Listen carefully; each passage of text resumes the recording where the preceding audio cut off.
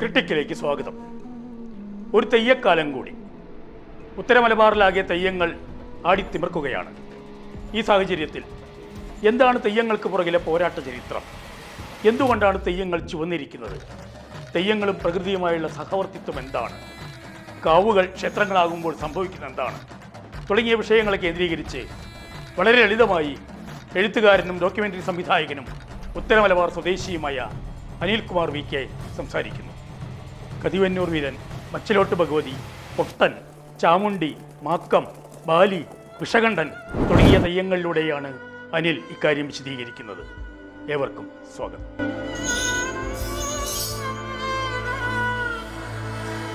ഉത്തര മലബാറിലെ തെയ്യം ഇന്ന് ഉത്തര മലബാറിൽ മാത്രമല്ല, അതിൻ്റെ പ്രസിദ്ധി ഉത്തര മലബാറിൻ്റെ പരിസരത്തിനും അപ്പുറത്തേക്ക് അത് കേരളത്തിലും ഇന്ത്യയുടെ പല ഭാഗങ്ങളിലും ഇന്ന് ലോകശ്രദ്ധ ആകർഷിച്ചിട്ടുള്ള ഒന്നാണ് നമ്മുടെ തെയ്യം എന്ന് പറയുന്നത്. തെയ്യം തന്നെ നോർത്ത് മലബാറിനെ കേന്ദ്രീകരിച്ച് പറയുകയാണെങ്കിൽ അത് കാഞ്ഞങ്ങാട് വിട്ട് കാസർഗോഡൻ ഭാഗങ്ങളിലേക്ക് എത്തുമ്പോൾ അത് തുളുത്തെയ്യങ്ങളായും അത് ഭൂതക്കോല എന്നു പേരുള്ള ഒരു സവിശേഷമായ ഒരു ആരാധന അനുഷ്ഠാന സമ്പ്രദായത്തിലാണ് നിലനിൽക്കുന്നത്. തുടർന്ന് ഇങ്ങോട്ട് വരുമ്പോൾ അത് നമ്മുടെ നാട്ടിലെത്തുമ്പോൾ അത് തെയ്യമാകുന്നു. തെയ്യത്തെ തന്നെ കോലം, തെയ്യം, തെയ്യക്കോലം, അത് നമ്മുടെ ഒരു തലശ്ശേരിയൊക്കെ വിട്ടു കഴിഞ്ഞാൽ അത് തെറ എന്ന പേരിലാണ് തലശ്ശേരി, വടകര, കോഴിക്കോട് പോലുള്ള പ്രദേശങ്ങളിൽ അത് ഈ നമ്മുടെ നാട്ടിലെ തെയ്യം തെറ എന്ന പേരിലാണ്, തെറയുടെ രൂപത്തിലാണ് ഇത് ആരാധിക്കപ്പെടുകയും അതിൻ്റെ അനുഷ്ഠാനങ്ങൾ നടക്കുകയും ചെയ്യുന്നത്. തെയ്യത്തിന് സമാനമായ അനുഷ്ഠാന രൂപങ്ങൾ നമ്മൾ ഇന്ന് വ്യാപകമായ രീതിയിൽ ഒരു സാമാന്യ സംജ്ഞ എന്ന നിലയ്ക്ക് ഫോക്ലോർ എന്ന് പറയുന്ന രീതിയിലുള്ള രൂപങ്ങളും അനുഷ്ഠാന സമ്പ്രദായങ്ങളും ഇപ്പോൾ വള്ളുവനാടൻ ഭാഗത്തേക്ക് വരുമ്പോൾ പൂതൻ, തിറ, മുടിയേറ്റ്, പടയണി, അതിന് സമാനമായ പല രൂപങ്ങളും ഇന്ന് കേരളത്തിൻ്റെ അല്ലെങ്കിൽ ഇന്ത്യയുടെ പല ഭാഗങ്ങളിലും ആഫ്രിക്കയിലും ലാറ്റിൻ അമേരിക്കയിലും ഒക്കെ ഉണ്ട്. പക്ഷേ ഒന്നുകൂടി നമ്മൾ കുറച്ചുകൂടി ഒരു സൂക്ഷ്മമായി നിരീക്ഷിക്കുമ്പോൾ തെയ്യത്തിന് അതിൽ നിന്നൊക്കെ വിഭിന്നമായ ചില സവിശേഷതകളൊക്കെ തെയ്യത്തിനുണ്ട്. അതിൻ്റെ അർത്ഥം മറ്റ് അനുഷ്ഠാനങ്ങളൊക്കെ തെയ്യത്തേക്കാൾ മുകളിലോ താഴെ അങ്ങനെ ഒരു ക്ലാസിഫിക്കേഷനല്ല.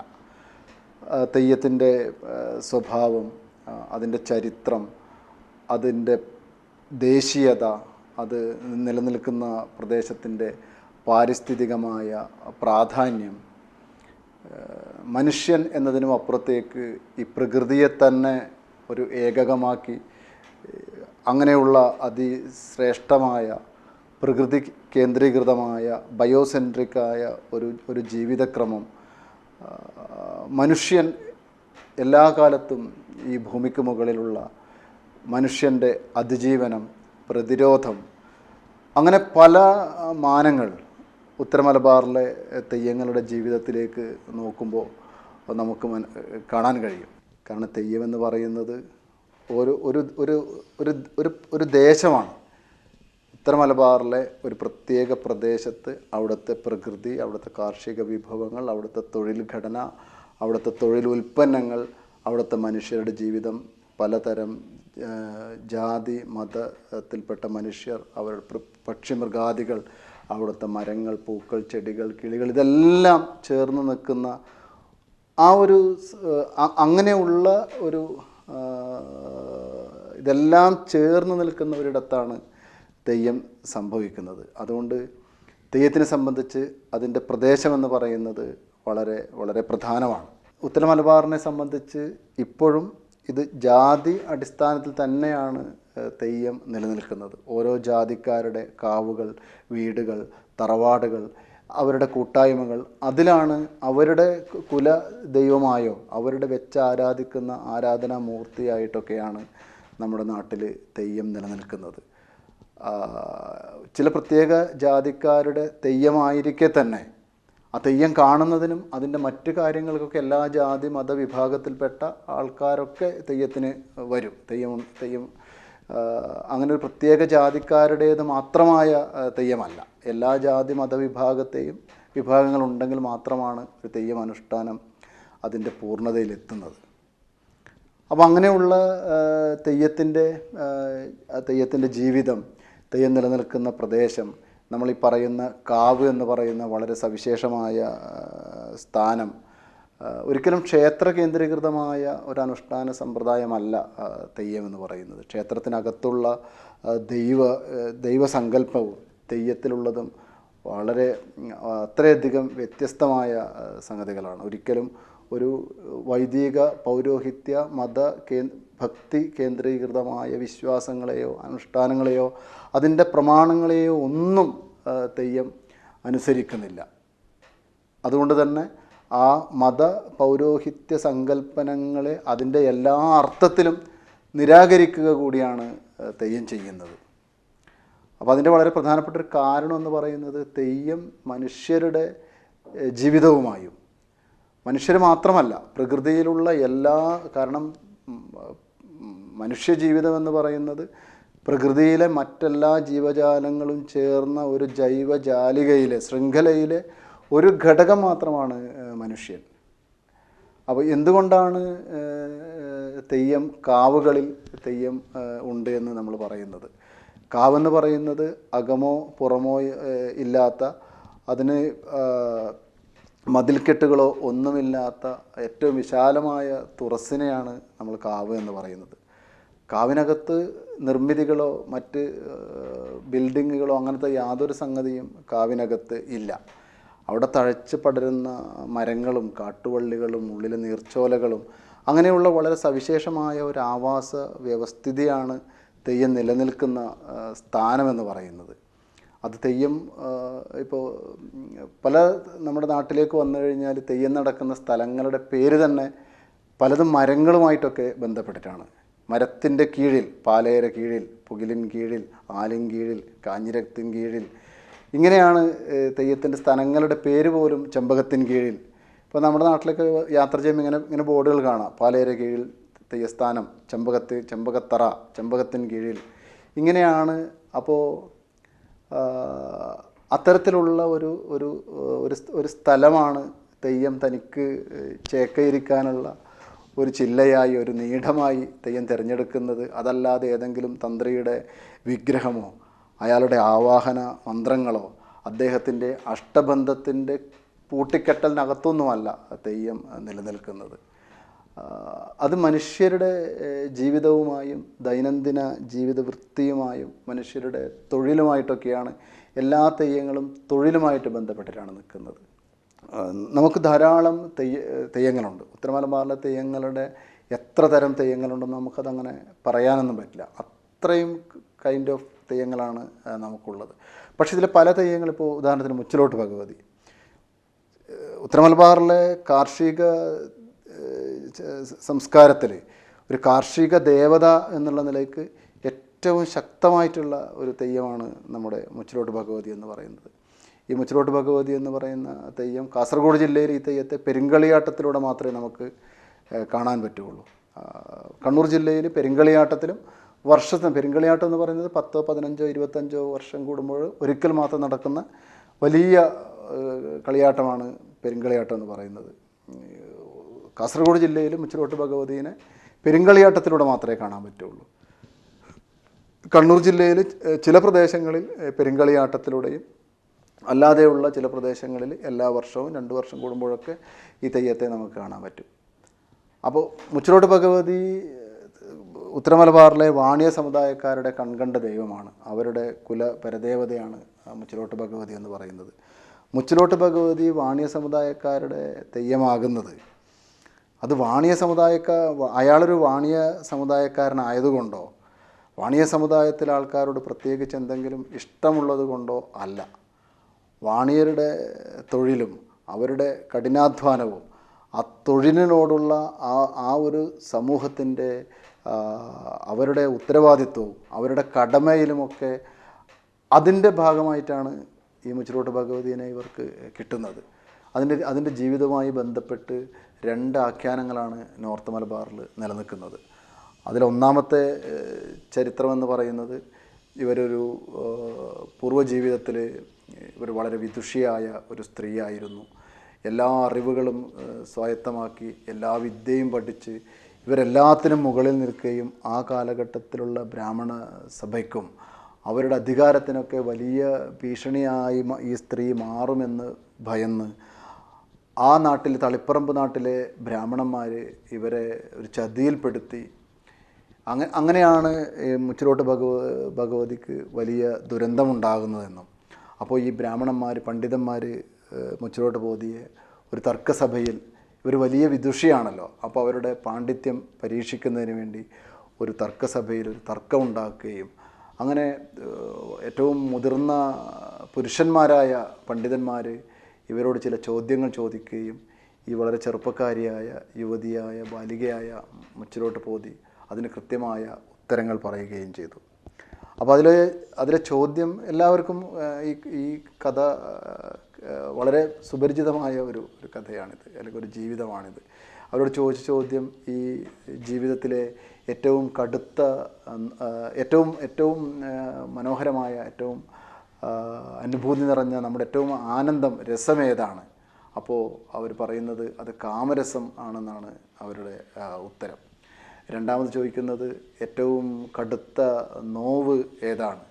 അപ്പോൾ അവരതിന് പറയുന്ന മറുപടി നമുക്ക് സഹിക്കാൻ പറ്റുന്നതിലും അപ്പുറത്തുള്ള ഏറ്റവും കടുത്ത നോവ് എന്ന് പറയുന്നത് അത് ഈറ്റുനോവാണ്.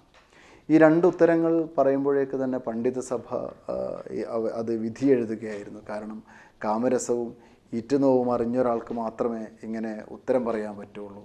അതുകൊണ്ട് ഇവർ കുലസ്ത്രീയല്ല.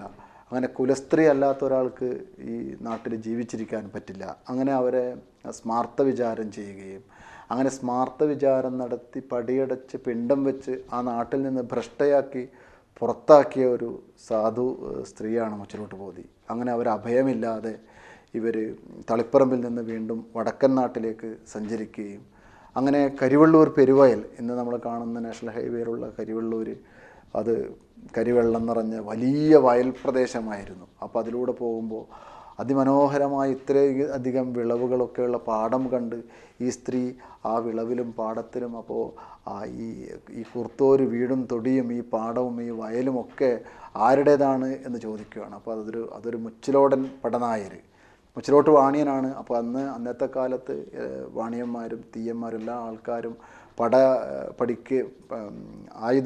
ആയുധവിദ്യയും അസ്ത്രവിദ്യയൊക്കെ പഠിച്ച് പടനായകന്മാരായി പോകുന്നൊരു പതിവുണ്ടായിരുന്നു. അപ്പോൾ അങ്ങനെയുള്ള സവിശേഷമായ മുച്ചിലോട്ട് വാണിയൻ്റെ സ്ഥലമാണ് ഇത് എന്നാണ് പറയുന്നത്. അങ്ങനെ ആ സ്ഥലത്തോട് മുച്ചിലോട്ട് ഭഗവതിക്ക് ആദ്യം തന്നെ ഇഷ്ടമുണ്ടാകുന്നു.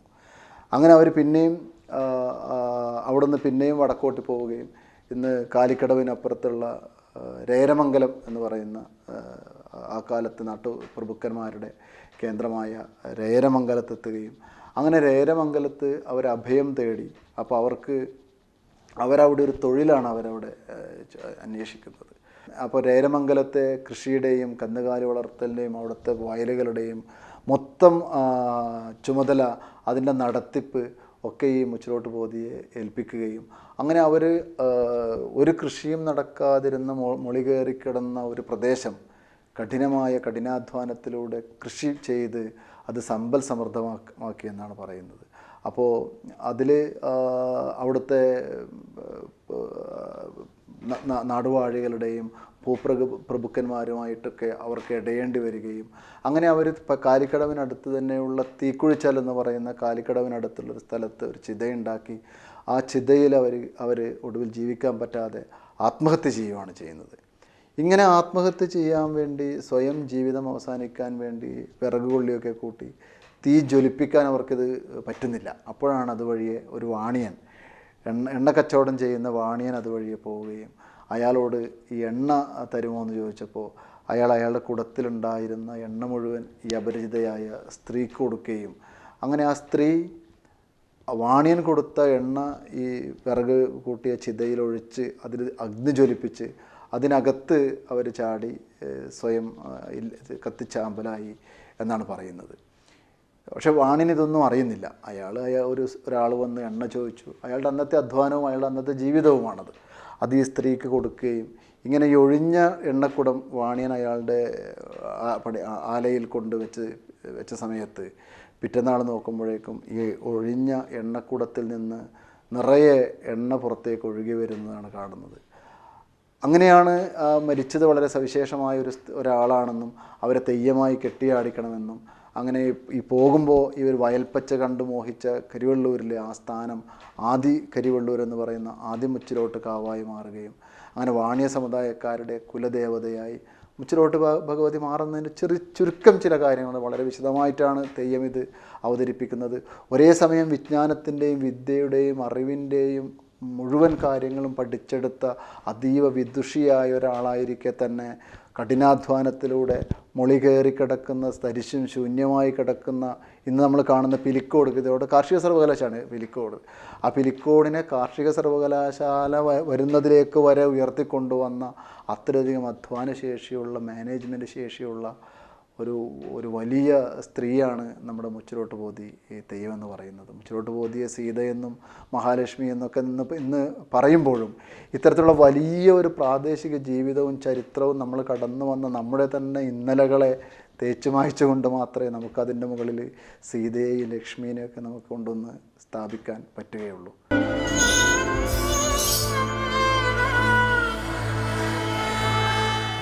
അപ്പോൾ ഞാൻ പറഞ്ഞു വരുന്നൊരു കാര്യം എന്ന് വെച്ചാൽ നമ്മുടെ ജീവിതവുമായും തൊഴിലുമായും കൃഷിയുമായും ഒക്കെ തെയ്യം കടന്നു വരുമ്പോൾ തന്നെ തെയ്യം നമ്മുടെ നാട്ടിലെ ദൈവമായിട്ടാണ് തെയ്യത്തിനെ എല്ലാവരും കാണുന്നത്.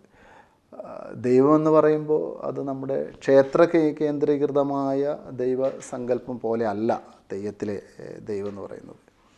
അതിലൊരു പ്രധാനപ്പെട്ട പ്രത്യേകത, തെയ്യം അങ്ങനെ ഒരു സ്ഥലത്ത് അങ്ങനെ സ്ഥിരമായി നിൽക്കുന്ന ഒരു സംഗതിയില്ല. പിന്നെ നോർത്ത് മലബാറിൽ ധാരാളം കാവുകളുണ്ട്. ആ കാവുകളൊക്കെ ഇന്ന് വലിയ ക്ഷേത്രങ്ങൾ എന്ന പേരിലാണ് ഇന്നതൊക്കെ അറിയപ്പെടുന്നത്.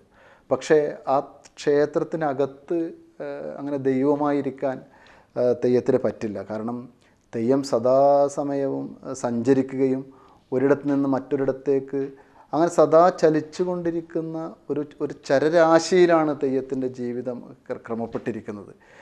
അങ്ങനെയാണ് ഒരു തെയ്യം നമ്മുടെ നാട്ടിലെ പല സ്ഥാനങ്ങളിലെത്തുന്നത്. പലരുടെ കൂടെ തെയ്യത്തിന് ഏറ്റവും ഇഷ്ടപ്പെട്ട ഒരാളുടെ കൂടെ ഈ തെയ്യം പോകും. അങ്ങനെയാണ് ആ നാട് മുഴുവൻ തെയ്യത്തിൻ്റെ വ്യാപനം നടക്കുന്നത്.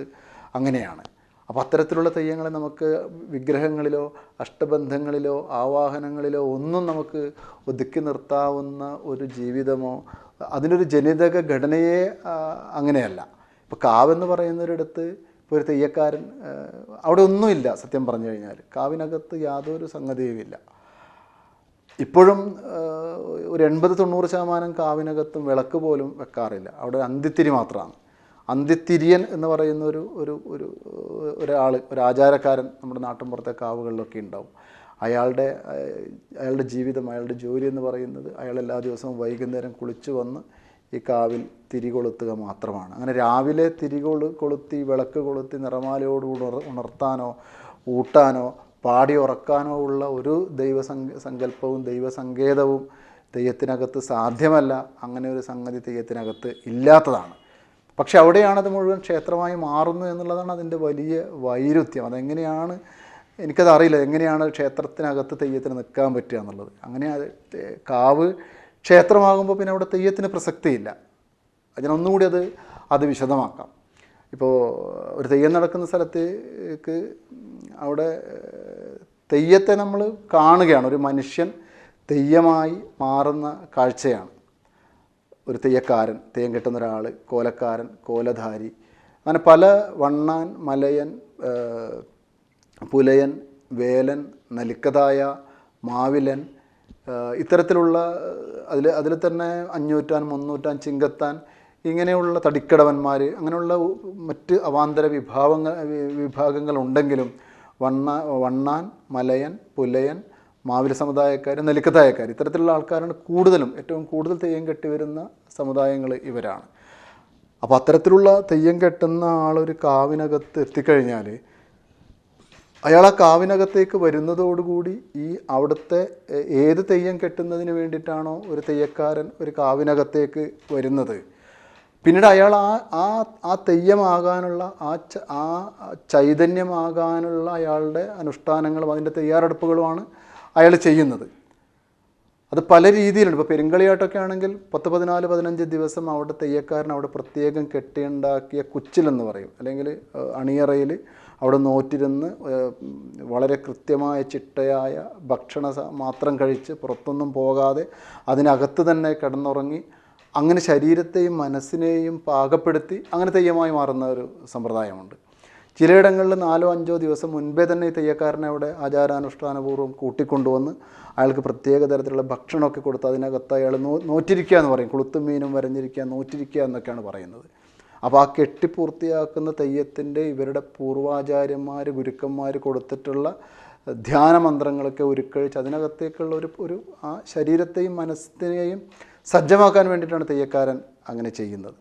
അങ്ങനെ വന്ന് ഇയാൾ തെയ്യത്തിന് 2 ഘട്ടമാണ് തെയ്യത്തിനുള്ളത് സാമാന്യമായിട്ട് പറയുകയാണെങ്കിൽ. ഒന്ന്, നമ്മൾ ഇന്ന് കാണുന്ന നമ്മൾ ഫോട്ടോയിലൊക്കെ കാണുന്ന വലിയ മുടിയും അതിൻ്റെ ആകാര സൗഷ്ഠവും ഭംഗിയൊക്കെയുള്ള അതിൻ്റെ ഒരു വലിയൊരു പ്രചണ്ഡമായ അതിൻ്റെ ഒരു രൂപം.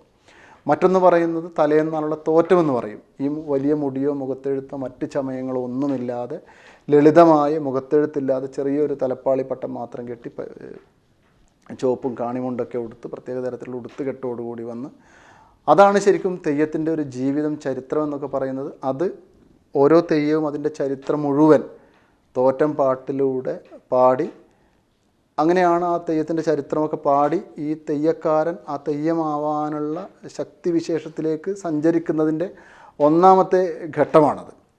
അപ്പോൾ ഈ തെയ്യക്കാരൻ കാവിനകത്തേക്ക് വന്നാൽ അയാൾ പറയുന്നത് ഈ കാവെന്ന് പറയുന്നത് വളരെ ശൂന്യമായ ഒരിടമാണ്, എനിക്ക് പോലും അറിയാത്ത ഏതോ ഒരിടത്താണ് ഇവിടുത്തെ ചൈതന്യം അല്ലെങ്കിൽ ഇവിടുത്തെ ദൈവം ഇവിടുത്തെ ശക്തി കുടികൊള്ളുന്നത്.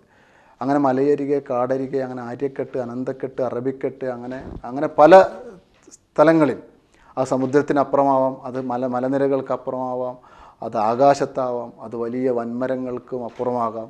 അങ്ങനെ ഏതോ ഒരു അജ്ഞാത കേന്ദ്രത്തിൽ നിൽക്കുന്ന ദൈവം അല്ലെങ്കിൽ ചൈതന്യം ഞാനീ നിൽക്കുന്ന ഈ സ്ഥലത്തേക്ക് വരണമെന്നും എൻ്റെ മുന്നിൽ നിൽക്കുന്ന ഈ വലിയ വൃക്ഷം ആധാരമായി, അല്ലെങ്കിൽ ആ വൃക്ഷത്തിൽ മുന്നിൽ വെച്ചിരിക്കുന്ന ഒരു പീഠം ആധാരമായി, അല്ലെങ്കിൽ ആ പീഠത്തിൽ വച്ചിരിക്കുന്ന ഒരു തിരുവായുധം ആധാരമായി, അതല്ലെങ്കിൽ അവിടെ കത്തിച്ചു വച്ചിരിക്കുന്ന ഒരു ദീപം ആധാരമായി ഈ ശക്തി ഇവിടത്തേക്ക് വരണമെന്നും ഇതിൽ പ്രത്യക്ഷപ്പെട്ടതിന് ശേഷം ഇങ്ങനെ കെട്ടിച്ചുറ്റി ചൊല്ലി വരവിളിക്കുന്ന എൻ്റെ ശരീരത്തിലേക്ക് വരണമെന്നാണ് പറയുന്നത്. അങ്ങനെ വന്നില്ലെങ്കിൽ പിന്നെ തെയ്യമില്ല. അങ്ങനെ വരുന്ന ആ തെയ്യത്തെ ഈ ശരീരത്തിൽ ഇയാൾ സ്വീകരിക്കുകയും ആ തെയ്യം കഴിയുന്നത് വരെ ആ ശരീരം അതിനെ ഹോസ്റ്റ് ചെയ്യുകയാണ് ചെയ്യുന്നത്. ആ ശരീരത്തിനകത്ത് അയാളെ തെയ്യത്തെ കുടികൂട്ടി പാർപ്പിക്കുകയാണ് ചെയ്യുന്നത്. ആ തെയ്യം കെട്ട് ഉത്സവം തെയ്യം കഴിയുന്നതോടുകൂടി എപ്രകാരമാണോ ഈ തെയ്യം വന്നിരിക്കുന്നത് അപ്രകാരം തന്നെ ഈ അനുഷ്ഠാന വിശേഷങ്ങളോടുകൂടി തെയ്യത്തെ അതേ സ്ഥലത്തേക്ക്, ഇതിപ്പോൾ ഞാൻ പറയുമ്പോൾ അങ്ങനെ ഭയങ്കര ഇതൊക്കെ വളരെ എല്ലാ തെയ്യത്തിനകത്തും നടക്കുന്ന, ഇപ്പം നമ്മൾ ചില തെയ്യ സുഹൃത്തുക്കളോടൊക്കെ പറയുമ്പോൾ തമ്പുരാന മല കീക്കുന്ന സമയമാണ്, തമ്പുരാന മല കയറ്റുന്ന സമയമാണ്. തമ്പുരാന മല കീക്കുന്ന സമയം എന്ന് പറഞ്ഞാൽ ഈ മുത്തപ്പൻ വെള്ളാട്ടമൊക്കെ നമ്മൾ നാട്ടിൽ നടക്കുന്ന സമയത്ത് മുത്തപ്പനുള്ളത് കുന്നത്തൂർ പാടിയിലാണ്. കുന്നത്തൂർ പാടിയിലെ മലമുടിയിലെ ഒരു ഗുഹയ്ക്കകത്താണ് മുത്തപ്പനുള്ളത്. ആ മുത്തപ്പനെ ഇപ്പോൾ തൃക്കരിപ്പൂരോ പയ്യന്നൂരോ ഇപ്പോൾ മുത്തപ്പനെ എവിടെയും കെട്ടാം, തൃശ്ശൂരും കെട്ടാം. തൃശ്ശൂരിലൊരു വീട്ടിൽ കെട്ടുകയാണെങ്കിൽ ആ കുന്നത്തൂർ പാടിയിൽ നിന്ന് മുത്തപ്പനെ ഇറക്കി നമ്മൾ വീട്ടിലേക്ക് കൊണ്ടുവരണം. ഈ തെയ്യം കെട്ടിക്കഴിഞ്ഞാൽ ഇയാൾ അതേപോലെ അങ്ങോട്ട് പറഞ്ഞേക്കണം. അതോടുകൂടി ആ സ്ഥലം സാധാരണ പോലെ ആയിക്കഴിഞ്ഞു. അപ്പോൾ തെയ്യം നടക്കുന്ന കാവ്, അതുകൊണ്ടാണ് കാവിന് ഇത്രയും പ്രത്യേകത ഉണ്ടാകുന്നത്. കാവിനകത്ത് അടച്ചുറപ്പുള്ള നമ്മൾ ക്ഷേത്രം എന്ന് പറയുന്നത് പഴയ കാലത്ത് നമ്മുടെ ഈ ഇന്ത്യൻ ഹിസ്റ്ററിയും കേരള ഹിസ്റ്ററിയൊക്കെ നമ്മൾ പഠിക്കുന്ന സമയത്ത് ക്ഷേത്രങ്ങളിലാണ് വലിയ കൊള്ളകൾ മുഴുവൻ നടക്കുന്നത്. ക്ഷേത്രങ്ങൾ കൊള്ളയടിക്കാനുള്ള കാരണം ഏറ്റവും കൂടുതൽ സമ്പത്ത് നിലനിൽക്കുന്ന ഒരു ഖജാനകളാണ് നമ്മുടെ ക്ഷേത്രങ്ങളൊക്കെ. ഹംപിയൊക്കെ കൊള്ളയടിക്കാൻ കൊല്ലങ്ങളോളം ആയിരക്കണക്കിന് ആനകളൊക്കെ ഉപയോഗിച്ചിട്ടാണ് ഹംപി സാമ്രാജ്യം മുഗളന്മാർ തകർത്ത് കളയുന്നത്. അപ്പം അങ്ങനെ സംരക്ഷിക്കേണ്ടുന്ന യാതൊന്നും നമ്മുടെ കാവിനകത്തില്ല. അപ്പോൾ കാവ് ക്ഷേത്രമായി മാറുമ്പോൾ അതിൻ്റെ മാറ്റം എന്ന് പറയുന്നത് ഭയാനകമാകുന്ന മാറ്റമാണ് അവിടെ സംഭവിക്കുന്നത്. അപ്പോൾ ആ കാവ് തെയ്യം നടക്കുന്നതോടുകൂടി ആ തെയ്യം അവിടെ വന്ന് ആ തെയ്യക്കാരൻ ആ തെയ്യമായി മാറിക്കഴിഞ്ഞാൽ അയാൾ ദൈവമാണ് നമ്മുടെ കൺമുന്നിൽ. അതിപ്പോൾ നമ്മുടെ വടക്കുന്നാഥനിലോ ഗുരുവായൂരോ പോയിട്ട് കാണുന്ന പ്രാർത്ഥന പോലെ അല്ല തെയ്യത്തിനോടുള്ള പ്രാർത്ഥന എന്ന് പറയുന്നത്. അത് വളരെ വിശദീകരിച്ച് പറയേണ്ടുന്ന കാര്യമാണ്. കാരണം ഓരോ നാട്ടിലും തെയ്യക്കാരുണ്ട്. ഓരോ നാട്ടിലും അതാത് നാട്ടിൽ അതിനെ ജമ്മാരിമാർന്നാണ് അവർ പറയുന്നത് തെയ്യക്കാരെ. അപ്പോൾ ആ നാട്ടിലുള്ള മുഴുവൻ കാര്യങ്ങളൊക്കെ അറിയുന്ന ആളായിരിക്കണം തെയ്യക്കാരൻ. ഒരു നാട്ടിൽ എന്തൊക്കെ കാര്യങ്ങളുണ്ട്, അവിടെ എത്ര ജാതി വിഭാഗങ്ങളുണ്ട്, അവിടെ എത്ര വീടുകളുണ്ട്, അവിടെ എത്ര മനുഷ്യരുണ്ട്, ഓരോ വീടിൻ്റെയും കാർഷികവും സാംസ്കാരികവും സാമ്പത്തികവും സാമൂഹികവുമായ ഘടനകൾ എന്തൊക്കെയാണ്, ഇതെല്ലാം തെയ്യത്തിൻ്റെ മുമ്പിലേക്ക് വരും. തെയ്യമായി കഴിഞ്ഞാൽ പലവിധ ഇന്നും അതിൽ ഇപ്പോൾ കല്യാണം കഴിഞ്ഞ് കുട്ടികളാകാത്ത ദമ്പതിമാർ, ഇപ്പം നീലിയാർകോട്ടൊക്കെ പോയി കഴിഞ്ഞാൽ ഏറ്റവും കൂടുതൽ കാണുന്ന ഇത്തരത്തിലുള്ള ആൾക്കാർ തെയ്യത്തിനെ വന്ന് പ്രാർത്ഥിക്കുന്നതാണ്. അസുഖം ബാധിച്ചിട്ടുള്ള ആൾക്കാർ, കോടതി വ്യവഹാരം നിലനിൽക്കുന്ന ആൾക്കാർ, തറവാട്ടിലെ ഒരു വീട്ടിലെ അംഗങ്ങൾ തമ്മിലുള്ള വലിയ കലഹങ്ങൾ നടക്കുന്ന ആൾക്കാർ, ഇത്തരത്തിലുള്ള വലിയ പ്രശ്നങ്ങളാണ് തെയ്യത്തിൻ്റെ മുന്നിലേക്ക് വരുന്നത്. ഇതൊരിക്കലും നമ്മുടെ തറവാട്ടിലെ ഏട്ടനും തമ്മിലുള്ള പ്രശ്നം ഗുരുവായൂരപ്പനോട് പോയിട്ട് പറഞ്ഞിട്ട് കാര്യമൊന്നുമില്ല. അത് ഗുരുവായൂരപ്പൻ മോശക്കാരനായതുകൊണ്ടൊന്നല്ല, അത് തീർക്കാൻ അയാൾക്ക് പറ്റൂല. തെയ്യത്തിന് പറ്റും.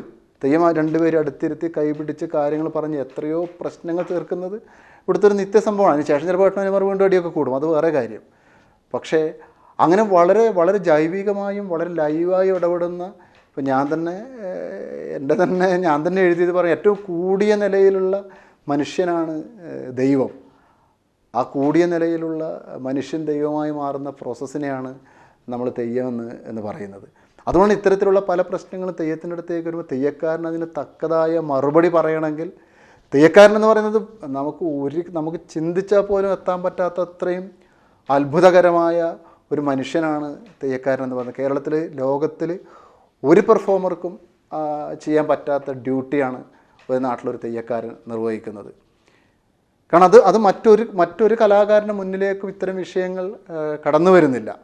അപ്പോൾ അയാൾ ഒരു നാടിൻ്റെ മുഴുവൻ പ്രശ്നങ്ങളും, അവിടുത്തെ മനുഷ്യരെയും അവിടുത്തെ സാമൂഹിക ഘടനയും അവിടുത്തെ തൊഴിൽ സംവിധാനങ്ങൾ ഇതെല്ലാം അറിഞ്ഞാൽ മാത്രമാണ് ഒരാൾക്ക് ആരാണ് നല്ല തെയ്യക്കാരെന്ന് ചോദിച്ചാൽ കാണാൻ നല്ല ഭംഗിയുള്ള തെയ്യക്കാരനല്ല. പഴയ ആൾക്കാരൊക്കെ തെയ്യക്കാരനെ പറയാൻ അതിൻ്റെ ചടങ്ങ് നോക്കിയിട്ടാണ്.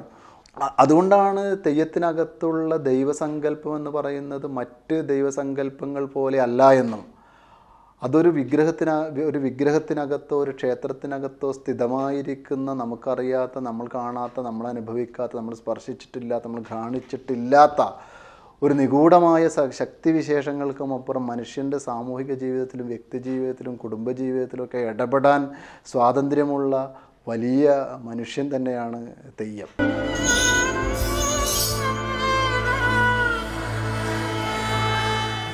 നമ്മൾ തന്നെയാണ് തെയ്യം. നമ്മൾ തന്നെയാണ് മരിച്ച് തെയ്യമായിട്ട് മാറുന്നത്. നമ്മുടെ നാട്ടിലുണ്ടായിരുന്ന സാധാരണക്കാരായ മനുഷ്യർ ചില പ്രത്യേക സാഹചര്യത്തിൽ അവർക്ക് ജീവിതം ദുസ്സഹമാവുകയും ഈ മണ്ണിൽ, അവരുടെ ഭൂമിയിൽ അവർക്ക് നിലനിൽക്കാൻ പറ്റാതാവുകയും അവർ പലായനം ചെയ്യുകയോ അവർ ആത്മഹത്യ ചെയ്യുകയോ അവർ കൊല ചെയ്യപ്പെടുകയോ അവരെന്നേക്കുമായി നമ്മുടെ മുന്നിൽ നിന്ന് അപ്രത്യക്ഷമാവുകയോ കാണാതാവുകയോ ഒക്കെ ചെയ്യുന്ന നിസ്വരായ ഒട്ടനവധി മനുഷ്യരാണ് പിന്നീട് തെയ്യമായിട്ട് മാറുന്നത്. എല്ലാവരും ഒരു 10-25 വയസ്സാകുമ്പോഴേക്ക് തന്നെ മരണപ്പെട്ടു പോകുന്ന മനുഷ്യരാണ് ഇവരെല്ലാവരും. അവർ പറയാൻ ബാക്കി വെച്ച ചരിത്ര സത്യങ്ങളാണ് ഇന്ന് നമ്മളോട് വന്നിട്ട് തെയ്യം പറയുന്നത്. പാതി വഴി മുറിഞ്ഞുപോയ, പാതിയിൽ അറ്റുപോയ വാക്കിൻ്റെയും നോക്കിൻ്റെയും പൂരണങ്ങളാണ് നമ്മുടെ മുന്നിൽ വന്നിന്ന് കെട്ടിച്ചുറ്റി ചൊല്ലി ഉറഞ്ഞ് വരവിളിച്ച് തോറ്റംപാട്ട് പാടി മൊഴി പറഞ്ഞ് അങ്ങനെ നമ്മളോട് പറയുന്നത് അന്ന് അറുത്തിട്ട തലയുടെ ബാക്കിയാണ് ഇന്ന് വന്ന് സംസാരിക്കുന്നത്. അങ്ങനെ ഒട്ടനവധി സ്ത്രീകളും പുരുഷന്മാരും തെയ്യമായിട്ട് മാറിയിട്ടുണ്ട്. നമ്മൾ ഇന്ന് ഏറ്റവും കൂടുതൽ ആൾക്കാർ ചർച്ചയൊക്കെ ചെയ്യുന്ന ഇപ്പോൾ കതിവനൂർ വീരൻ തെയ്യം. കതിവനൂർ വീരൻ എന്ന് പറയുന്നത് എന്തുമാത്രം അത്ഭുതകരമായ ഒരു ജീവിതവും നമുക്ക് വല്ലാതെ സങ്കടമുണ്ടാക്കുന്ന, ഇപ്പോൾ നമ്മളിപ്പോൾ ഷേക്സ്പിയൻ ട്രാജഡി, ഹോമർ ട്രാജഡി, ഒഡീസിയൊക്കെ പറ്റി പറയുമ്പോഴും എനിക്ക് തോന്നുന്നില്ല കതിവനൂർ വീരനെ പോലത്തെ ഒരു ട്രാജഡി ലോകത്തിൽ തന്നെ ഉണ്ട്. നമ്മൾ ലോകം മുഴുവൻ പോവുകയും അവിടുത്തെ മുഴുവൻ കാര്യങ്ങൾ കണ്ടിട്ടൊന്നുമില്ലെങ്കിലും അങ്ങനെ പറയുന്നത് ഒരു അതിശയോക്തി അല്ല എന്നാണ് എനിക്ക് തോന്നുന്നത്. കാരണം ഒരു കതിവനൂർ വീരൻ തെയ്യം കാണാൻ നിങ്ങൾ വരികയാണെങ്കിൽ 3 രക്തസാക്ഷികളാണ് നമ്മുടെ മുന്നിലേക്ക് വരുന്നത്. ജീവിതം ഹോമിച്ച 3 മനുഷ്യരാണ് നമ്മളോട് സംസാരിക്കുന്നത്. ഒന്ന് സാക്ഷാൽ കതിവനൂർ വീരനായിരിക്കുന്ന മാങ്ങാട്ട് മന്നപ്പൻ എന്ന് പറയുന്ന ചെറുപ്പക്കാരൻ. രണ്ടാമത് അയാളുടെ കാമുകിയും പിന്നീട് ഭാര്യയുമായി മാറിയ ചെമ്മരത്തി, വേളാർകോട്ട് ചെമ്മരത്തി. കതിവനൂർ വീരൻ, മാങ്ങാട്ട് മന്നപ്പൻ കതിവനൂർ വീരനാകുന്ന സമയത്ത് തന്നെ വിദ്യ കൊണ്ട്, സ്വന്തം പഠിപ്പും വിദ്യയും അറിവും മന്ത്രവും തന്ത്രവുമൊക്കെ തനിക്ക് തന്നെ വിനയായി വന്ന ഒരു കുരിക്കളച്ചനുണ്ടായിരുന്നു. അതാണ് കൂടാളിത്തറയിൽ കുഞ്ഞിരാമൻ. ഈ കൂടാളിത്തറയിൽ കുഞ്ഞിരാമൻ എന്ന് പറയുന്ന കുഞ്ഞിരാമൻ കുരിക്കളും അയാളും കതിവനൂർ വീരൻ്റെ ചങ്ങാതി തെയ്യമായിട്ട് കതിവനൂർ വീരൻ്റെ കൂടെ ഉണ്ടാകും. ഈ മൂന്ന് മനുഷ്യരുടെ അവരുടെ ചോരയാണ് നമ്മളോട് സംസാരിക്കുന്നത്. 3 ദിവസമാണ് കതിവനൂർ വീരൻ തെയ്യത്തിൻ്റെ ഒരു കളിയാട്ടം നടക്കുന്ന സമയമെന്ന് പറയുന്നത്. 1-ാം ദിവസം, 2-ാം ദിവസം, 3-ാം ദിവസം, എങ്ങനെയാണ് അതിൻ്റെ ഒരു ഘടന. ഈ 3 ദിവസം എടുത്തിട്ടാണ് ഈ അനുഷ്ഠാനം അതിൻ്റെ പൂർണ്ണതയിലെത്തുന്നത്. 1-ാം ദിവസം എന്ന് പറയുന്നത് ഈ കതിവനൂർ വീരന് 2 വലിയ റിച്വൽ ഫോമുകളാണ് ഉള്ളത്. അത് രണ്ടും ഒരേപോലെ പ്രാധാന്യമുള്ള. ഒന്ന് അതിൻ്റെ വലിയ തോറ്റം എന്ന് പറയുന്ന ഈ കതിവനൂർ വീരൻ്റെ ജീവിതം മുഴുവൻ പ്രത്യേക താളത്തിലും രാഗത്തിലും ഒക്കെ പാടി ഈ കതിവനൂർ വീരൻ മാങ്ങാട്ട് മന്നപ്പൻ ചൊല്ലി ഉറഞ്ഞ അയാളുടെ പടയും പൊയ്ത്തൊക്കെ കാണിക്കുന്ന അതിൻ്റെ വലിയ തോറ്റം എന്ന് പറയുന്നത്. പിറ്റന്നാൾ പുലർച്ചെ മുതൽ രാത്രി വരെ നീണ്ടു നിൽക്കുന്ന കതിവനൂർ വീരൻ തെയ്യമാണ് അതിൻ്റെ മറ്റൊന്ന്. പിന്നെ അതിൻ്റെ ആദ്യ ദിവസം, ഇപ്പോൾ ഇന്നാണ് കതിവനൂർ വീരൻ കളിയാട്ടം തുടങ്ങുന്നതെങ്കിൽ ഇന്ന് ഇതിനെ തിടങ്ങിത്തോറ്റെന്നാണ് പറയൽ. അപ്പോൾ നാളെ നടക്കുന്ന വലിയ തോറ്റത്തിൻ്റെ ചെറിയ രൂപം, അത് ചെറുതായിട്ട് കാണിക്കുന്നതാണ് അതിൻ്റെ 1-ാം ദിവസത്തെ അനുഷ്ഠാനം എന്ന് പറയുന്നത്. അപ്പോൾ അത്രയും വിപുലമായ അനുഷ്ഠാനങ്ങളിലൂടെ ഒരു മനുഷ്യൻ്റെ ഒരു ജീവിതത്തിൻ്റെ എല്ലാ ഘട്ടങ്ങളിലും എല്ലാ മുഖങ്ങളിൽ നിന്നും നിഷ്കാസിതനാകുന്ന ഒരു എല്ലാ ജീവിതം ദുഃഖപൂർണവും ദുരന്തപൂർണവുമായ ഒരു മനുഷ്യൻ്റെ അറ്റമില്ലാത്ത സങ്കടങ്ങളാണ് ഈ തെയ്യം കാണിക്കുന്നത്. കാരണം മാങ്ങാട്ട് മന്നപ്പൻ എന്ന് പറയുന്ന ചെറുപ്പക്കാരൻ അയാളുടെ നാട്ടിൽ ഏറ്റവും തൻ്റെടും തടിയും ഒക്കെയുള്ള വലിയ ബുദ്ധിയും അറിവൊക്കെയുള്ള ചെറുപ്പക്കാരനാണ്. പക്ഷേ ഇയാൾ അച്ഛനുമായിട്ട് യോജിച്ച് ഇയാളുടെ മാങ്ങാട്ട് കുമരച്ചൻ, മാങ്ങാട്ട് മന്നപ്പൻ്റെ അച്ഛൻ ഒരു തറയലച്ഛനാണ്. ചിറക്കൽ കോവിലകത്തെ രാജാവിൻ്റെ അധികാരങ്ങളൊക്കെ ഉള്ള നാട്ടിലെ വളരെ പ്രമാണിയായ മാങ്ങാട്ട് കുമരച്ചൻ്റെയും പരക്കയില്ലത്ത് ചക്കിയുടെയും മകനാണ് ഈ മന്നപ്പൻ. പക്ഷേ ഇത്രയും വലിയ പ്രമാണിയായിരിക്കുന്ന മന്നപ്പൻ പക്ഷേ അച്ഛനമ്മയും പറയുന്നത് കേൾക്കാനോ അവരുടെ ഒരു ഉന്നതിക്കനുസരിച്ച് ജീവിക്കാനോ ഇയാൾ തയ്യാറാവുന്നില്ല. അയാൾ പല ആളുടെ കൂടെ കൂട്ടുകൂടുകയും അവിടുത്തെ ഏറ്റവും താഴെത്തട്ടിലുള്ള മനുഷ്യരോടും കാട്ടിനകത്ത് വേട്ടയാടി നടക്കുന്ന വേടന്മാരോടും അത്തരത്തിലുള്ള ആൾക്കാരോടും ഒക്കെ കൂട്ടുകൂടുന്നത് ഇവരുടെ തറവാട്ടിന് വലിയ ഹാനിയാണെന്ന് പറഞ്ഞ് ഈ അച്ഛനും മകനും തമ്മിൽ ഇതിൻ്റെ മുകളിൽ എപ്പോഴും കലഹമാണ്. അപ്പോൾ അയാൾ പറഞ്ഞ് നീ ഇങ്ങനെ ഒറ്റയും കുറിയും എഴുതി കളിച്ചു അല്ലെങ്കിൽ അത്തരത്തിലുള്ള കളിയും ഒന്നും കളിക്കാൻ പോകാതെ എൻ്റെ കൂടെ കൃഷിപ്പണിയും മറ്റ് കന്നുകാലി വഹിക്കാനും മറ്റ് ജോലികളൊക്കെ എടുക്കണമെന്ന് ഇയാൾ എപ്പോഴും പറയും. പക്ഷേ ഇയാളതിന് തയ്യാറാവില്ല. അങ്ങനെ ഒരു തമ്മിൽ ഭയങ്കരമായ തർക്കം ഉണ്ടാവുകയും അങ്ങനെ ആ വഴക്ക് മൂത്ത് അയാൾ അച്ഛനെയും തൻ്റെ പ്രിയപ്പെട്ട അമ്മയെയും അച്ഛനെയും നാടും ഒക്കെ ഉപേക്ഷിച്ച് ഇയാൾ അടുത്ത കതിവനൂർ എന്ന് പറയുന്ന തൊട്ടടുത്ത നമ്മുടെ കൂട്ടുപുഴ പോയി കടന്ന് വിരാജപേട്ട കടന്ന് തൊട്ടപ്പുറമുള്ള കതിവനൂർ എന്ന് പറയുന്ന ഇന്നത്തെ കഥനൂർ, KADANUR, കഥനൂർ എന്ന് പറയുന്ന സ്ഥലത്തേക്കാണ് ഇയാൾ പോകുന്നത്. ഈ കഥനൂരിൽ പഴയ ഈ തെയ്യത്തിൻ്റെ മറ്റൊരു സാമൂഹികമായ പശ്ചാത്തലം എന്ന് പറയുന്ന ആ സമയത്ത് കുടക് മലയാളികൾ തമ്മിലുള്ള ട്രേഡും അവരുടെ കച്ചവടവും ഇവിടുന്ന് പല വിഭവങ്ങൾ നമ്മുടെ നാട്ടിലെ തീരങ്ങളിൽ ഉണ്ടാവുന്ന വിഭവങ്ങൾ മലനാട്ടിൽ കൊണ്ടുപോയി വെക്കുകയും നമ്മുടെ നാട്ടിലില്ലാത്ത മലഞ്ചരക്കുകൾ അവിടെ കൊണ്ടുവന്ന് ഇവിടുത്തെ തെരുവുകളിൽ വിൽക്കുകയൊക്കെ ചെയ്യുന്ന ട്രേഡിൻ്റെ വലിയൊരു ചരിത്ര പശ്ചാത്തലത്തിലാണ് ഈ തെയ്യം നടക്കുന്നത്. തെയ്യത്തിൻ്റെ ജീവിതം മുഴുവനുള്ളത് ഈ ട്രേഡിലാണ് ഈ തെയ്യം ഉണ്ടാകുന്നത്. അങ്ങനെ അന്ന് ട്രേഡിന് പോകുന്ന ധാരാളം കച്ചവടക്കാരായ ചങ്ങാതിമാരുണ്ട്. ഇയാൾക്ക് ഈ കതിവനൂരേക്ക് പോകാൻ, കതിവനൂർ ഇയാൾ എന്തിനാണ് പോകുന്നത് വെച്ച് കഴിഞ്ഞാൽ ഇയാളുടെ അമ്മാവൻ അവിടെയാണ്. അങ്ങനെ ധാരാളം കൊടക് മലയാളികൾ അവിടെയുണ്ട്. അങ്ങനെ ഒരു സ്ത്രീനെയാണ് ഇയാളുടെ അച്ഛൻ കല്യാണം കഴിച്ച് കൊണ്ടുവന്നിരിക്കുന്നത്. അവരുടെ വീട് നിൽക്കുന്നത് കർണാടകത്തിലാണ്. പക്ഷെ കച്ചവടത്തിന് പോകുന്ന ചെറുപ്പക്കാർ ചങ്ങാതിമാർ ഇയാളുടെ അച്ഛൻ്റെ ഈ പ്രമാണിത്വം, ആൾ വലിയ അധികാരിയൊക്കെ ആയതുകൊണ്ട് അയാളെ പേടിച്ചിട്ട് ഇയാളെ കൂടെ കൂട്ടുന്നില്ല. പക്ഷേ ഇയാളെ റാക്കും കറിയൊക്കെ കൊടുത്ത് ഇയാളെ മയക്കി കിടത്തി അവർ ചതിച്ച് ഇയാളെ കൂട്ടാതെ അവർ കടന്നു പോവുകയാണ് ചെയ്യുന്നത്. പക്ഷേ ഒരു രാത്രിയിൽ ഇയാൾ ഉറക്കം ഞെട്ടി അറിയുകയും ഇയാൾ തനിച്ച് ഒറ്റയ്ക്കാണ് പിന്നീട് ഇയാൾ അപ്പുറത്തേക്ക് 3-4 ദിവസം യാത്ര ചെയ്തിട്ടാണ് ഇയാൾ കതിവനൂർ എത്തുന്നത്.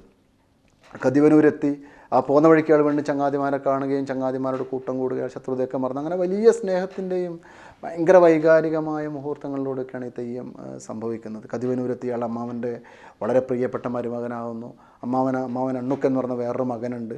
അങ്ങനെ അമ്മാവൻ്റെ കൂടെ ചേർന്ന് അവിടുത്തെ കൃഷിയും കന്നുകാലി വളർത്തലും മുഴുവൻ കാര്യങ്ങളും ഇയാൾ ചെയ്യുന്നു. ബാക്കി ഒഴിവ് സമയങ്ങളിൽ ഇയാൾ എണ്ണക്കച്ചവടത്തിന് പോകുന്നു. അങ്ങനെ ഇയാൾക്ക് കൊടകിൽ അവിടെയാണ് ഇയാളുടെ ഒരു ട്രാൻസ്ഫോർമേഷൻ സംഭവിക്കുന്നത്. കൊടകിലെത്തുമ്പോഴാണ് അവിടുത്തെ വലിയ രാഷ്ട്രീയ പ്രശ്നങ്ങളിൽ ഇയാൾ ഇടപെടുകയാണ് ചെയ്യുന്നത്. കൊടകരുടെ കൃഷിയും കന്നുകാലികളെയൊക്കെ കൊള്ളയടിക്കുന്ന അവിടുത്തെ മറ്റൊരു വളരെ സംഘർഷഭരിതമായൊരു പ്രശ്നത്തിൽ ഇയാൾ അകപ്പെടുകയും അങ്ങനെ കൊടകർക്ക് വേണ്ടി ഇയാൾ നിലകൊള്ളുകയാണ് ചെയ്യുന്നത്. ഇയാൾ പഠിച്ച ആയുധവിദ്യയും അസ്ത്രവിദ്യയും ധനുർവിദ്യയും ഒക്കെ കൊടകന്മാരെ പരിശീലിപ്പിക്കുകയും ഇയാളുടെ നേതൃത്വത്തിൽ കൊടകരുടെ ഒരു പട ഇയാൾ അവിടെ ഉണ്ടാക്കുകയാണ് ചെയ്യുന്നത്. അവർക്ക് ഏറ്റവും മുന്തിയ ആയുധങ്ങളൊക്കെ വാങ്ങാൻ വേണ്ടി ഇയാൾ വേളാർകോട്ട് ചന്തയിൽ പോയിട്ട് 5 കെട്ടമ്പ്, അരക്കം വില്ല്, വെള്ളോട്ട് ചുപ്പി, വെളിയഞ്ചമരിക, അങ്ങനെയൊക്കെയുള്ള അരിയവാൾ, വർണ്ണപ്പലിശ, ഇത്തരത്തിലുള്ള വിചിത്രമായ ഗംഭീരമായ ആയുധങ്ങളൊക്കെ ഇയാൾ വാങ്ങി വേളാർകോട്ട് പുറതെരുവ് ഇങ്ങനെ നടന്നു വരുമ്പോഴാണ് നല്ല സന്ധ്യാസമയത്ത് കൂവലെന്ന് പറയുന്നത് മണ്ണിൽ കുഴിച്ചുണ്ടാക്കുന്ന കിണറിനെയാണ് കൂവലെന്ന് അതിനെ പറയുക. അപ്പോൾ അതിൻ്റെ ഉള്ളിൽ നിന്ന് വെള്ളം മുക്കി വരുന്ന ചെമ്മരത്തീനെയാണ് ഇയാൾ കാണുന്നത്. ഇവർ കണ്ട മാത്രമേ 2 പേർക്കും പ്രണയമുണ്ടാവുകയും അങ്ങനെ അവർ വിവാഹിതരാവുകയും ഒക്കെയാണ് ചെയ്യുന്നത്. ആ വിവാഹം കഴിക്കുന്ന സമയത്തൊക്കെ ചെമ്മരത്തി എന്നാണ് ഈ സ്ത്രീയുടെ പേര്. അങ്ങനെ വേളാർകോട്ട് ചെമ്മരത്തി. ഇയാൾ തീയനാണ്, മുന്തിയ തീയനാണ് മാങ്ങാട്ട് മന്നപ്പൻ. അവർ കാവുതിയ സ്ത്രീയാണ്. കാവുതിയന്മാരെന്ന് പറഞ്ഞു കഴിഞ്ഞാൽ തീയന്മാരുടെ ക്ഷൗരവൃത്തി ചെയ്യുന്ന പ്രത്യേക ജാതി വിഭാഗമാണ് പഴയ കാലത്ത് കാവുതിയ സ്ത്രീകൾ. അപ്പോൾ അങ്ങനെ മുന്തിയ തീയനായ മാങ്ങാട്ട് മന്നപ്പൻ ഒരു കാവുതിയ സ്ത്രീയെ കല്യാണം കഴിക്കുന്നത് ഇയാളുടെ അമ്മാവനമ്മായിക്കും ഇയാളുടെ അച്ഛനമ്മേനേക്കാൾ പ്രിയമാണ് ഇയാൾക്ക്. കതിവനൂരുള്ള അവരുടെ വീട്ടിലാണ് ഇയാൾ താമസിക്കുന്നത്. പക്ഷേ അവർക്കിത് ഇഷ്ടമാവുന്നില്ല. ഇത്രയും അങ്ങനെ ഒരു ഗ്രേഡ് കുറഞ്ഞൊരു സ്ത്രീയെ കല്യാണം കഴിയും. പക്ഷേ ഇവനൊരു തന്നിഷ്ടക്കാരനും ആര് പറഞ്ഞാലും അനുസരിക്കാത്ത ആളായതുകൊണ്ട് അവരെ ധിക്കരിക്കാതെ ആ വിവാഹം നടത്തി കൊടുക്കുകയാണ് ചെയ്യുന്നത്. പക്ഷേ വിവാഹശേഷം അത് ഈ തെയ്യത്തിൻ്റെ പല ഉൾപ്പിരിവുകളാണ്. ഒരു മനുഷ്യൻ്റെ ആന്തരിക സംഘർഷങ്ങളും അയാൾ അകപ്പെടുന്ന പലവിധ ജീവിത പ്രതിസന്ധികളൊക്കെ ഉണ്ടാവുകയാണ് ചെയ്യുന്നത്. ഇത്രയും പ്രിയപ്പെട്ട കാമുകിനെയാണ് അയാൾ വിവാഹം കഴിക്കുന്ന ആൾ പിന്നെ ഭാര്യയായി മാറുന്നത്. പക്ഷേ വിവാഹാനന്തരം നമ്മുടെ എല്ലാവരുടെയും ജീവിതത്തിൽ സംഭവിക്കുന്നത് പോലെയുള്ള പല സംഘർഷങ്ങളിലൂടെയാണ് ഇവരുടെ ഭാര്യ ഭർത്തൃബന്ധം കടന്നു പോകുന്നത്. അവർ തമ്മിൽ നിരന്തരം വഴക്കുണ്ടാകുന്നു. അപ്പോൾ ഇതേ സമയത്ത് ഇയാൾ എണ്ണക്കച്ചവടം, ചെമ്മരത്തിയുടെ വീട്ടിലും ഈ ചക്കും എള്ളാട്ടുന്ന ചക്കും എരുതുകളും ഒക്കെ ഉണ്ട്. അങ്ങനെ എള്ളു ചൊരിഞ്ഞ് എണ്ണയെടുത്ത് അങ്ങനെ എണ്ണക്കച്ചവടം ചെയ്ത് പിന്നെ കൊടകമല 12 കൊമ്പിലും ഇയാൾ കൊണ്ടുപോയി എണ്ണ വിറ്റ് തിരിച്ചു വരാൻ ഒരുപാട് വൈകിപ്പോയി. അയാൾക്ക് രാത്രി വീട്ടിലേക്ക് എത്താൻ പറ്റാതാവുകയും ഇയാൾ കൊടകന്മാരുടെ എരുതുകളെന്ന് പറഞ്ഞു കഴിഞ്ഞാൽ കന്നുകാലികളിൽ കാളേന എരുത് എന്ന് നമ്മുടെ നാട്ടിൽ അങ്ങനെ ഒരു വാക്ക് കൂടി കാളകൾക്ക് പറയും. അങ്ങനെ കൊടകരുടെ എരുതുകളെയൊക്കെ കെട്ടുന്ന ആലയിൽ ഇയാൾ ഒരു രാത്രി കഴിച്ചു കൂട്ടുകയും എരുതാലയിൽ പട്ടിണി കിടക്കുകയും പിന്നെന്നാൾ പുലർച്ചെ പുറത്ത് യാത്ര ചെയ്യാവുന്ന സ്ഥിതി വന്നപ്പോൾ ഇയാൾ പിറ്റേന്നാൾ പുലർച്ചെ വീട്ടിലേക്ക് വരുമ്പോൾ ചെമ്മരത്തി ഇയാളെ വീട്ടിൽ കയറ്റുന്നില്ല. അപ്പോൾ ഇന്നലെ നീ വേറെ ഏതോ സ്ത്രീയുടെ അടുത്താണ് പോയിരിക്കുന്നത്, അപ്പോൾ നിനക്ക് ഇങ്ങനെയാണ് നിൻ്റെ സ്വഭാവം. ഇതിൻ്റെ മുകളിൽ ഇവർ തമ്മിൽ ഭയങ്കരമായ വഴക്കുണ്ടാവുകയും അങ്ങനെ ആ വഴക്ക് നടക്കുന്നതിൻ്റെ ഇടയിലാണ് ഇവരുടെ ആ സംഘർഷം. ഇവരുടെ ഭൂമി കയ്യേറാൻ വേണ്ടി കുയ്യങ്കേരി നാട്ടിലെ വെക്കുടകൻ്റെ നേതൃത്വത്തിലുള്ള വലിയ സംഘം വന്ന് ഇവരെ ആക്രമിക്കാൻ വരികയും അങ്ങനെ ചങ്ങാതിമാരെല്ലാവരും ആയുധമെടുത്ത് പടയിലേക്ക് പോകുമ്പോൾ മേതൻ കുടകൻ, തെക്കൻ മേതൻ, വെള്ളാളൻ എന്നീ ചങ്ങാതിമാർ ഓരോരാൾ ആയുധമെടുത്ത് പോകുമ്പോൾ നീയൊന്നും അറിഞ്ഞില്ലേ വന്നപ്പോൾ വേളാർകോട്ട് കുടകരുടെ പടയേതടോ മുതിർന്നടോ, അങ്ങനെ വേളാർകോട്ട് കുടകരുടെ പട വന്നിട്ടുണ്ടെന്നും നീ ഇങ്ങനെ ഇവിടെ ഭാര്യയും ഭർത്താവും കൂടി ഇവിടെ ഇങ്ങനെ അടിയും പിടിയായിരുന്നോ, അപ്പോൾ ഈ ചങ്ങാതിമാരെല്ലാവരും ആയുധമെടുത്ത് കഴിയുമ്പോൾ ഇയാൾക്ക് വീട്ടിനകത്ത് നിൽക്കാൻ പറ്റുന്നില്ല. അപ്പോൾ അതിൻ്റെ ഇടയിൽ ഇവർ തമ്മിലുള്ള സംഘർഷത്തിനിടയിൽ വേറെ കുറേ സംഗതികളുണ്ട്. ഇയാൾ പിന്നെ ഭക്ഷണം ചോദിക്കുന്ന സമയത്ത് ചെമ്മരത്തി ഭക്ഷണം കൊടുക്കുന്നില്ല, ചോറ് ചോദിക്കുന്ന സമയത്ത് ചോറുള്ള ഒത്ത നടുവേ മുറിഞ്ഞു പോകുന്നു, കല്ലും നെല്ലും തലനാര് ചോറുള്ള, അങ്ങനെ ഒരുപാട് ദുർനിമിത്തങ്ങളും ലക്ഷണങ്ങളൊക്കെ കാണുകയും ഇവർ തമ്മിലുള്ള സംഘർഷം മൂർച്ഛിക്കുകയും അതിൻ്റെ ഇടയിലാണ് അയാളുടെ ആയുധങ്ങളൊക്കെ എടുത്ത് അയാൾ വീട്ടിൽ നിന്ന് ഇറങ്ങുന്നത്.